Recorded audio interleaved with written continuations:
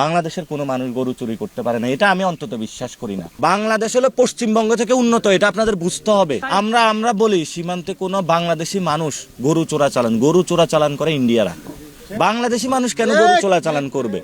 আমরা বাংলাদেশে এই যে কোরবানি আসছে, আমাদের পশু দিয়ে আমরা বাংলাদেশে কোরবান দিতে পারবো।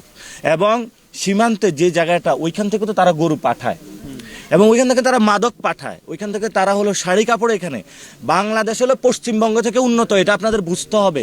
এটা আমাদের ভুল ধারণা। আপনি ইন্ডেক্স রেশিও দেখবেন, ওইখানের মানুষ থেকে বাংলাদেশের মানুষ অনেক ধনী, তো তারা এই ধনীদের প্রতি চোখ পড়েছে বাংলাদেশের মানুষের কাছে কিভাবে বিক্রি করবে, এই জন্য হলো তারা সীমান্তে এগুলা পাঠায়। যে বয়ানগুলো আপনারা দিচ্ছেন, এগুলা দীর্ঘদিন ধরে মিডিয়া সন্ত্রাস করছে, শেখ হাসিনার এগুলা বয়ান উৎপাদন। এই বয়ান আমরা বিশ্বাস করি না। বাংলাদেশি কোনো মানুষ চোর হইতে পারে না। বাংলাদেশি রেগুলার ভারত যদি বলে আমাদেরকে চোর, আপনি কেন নিজেকে বলবেন চোর?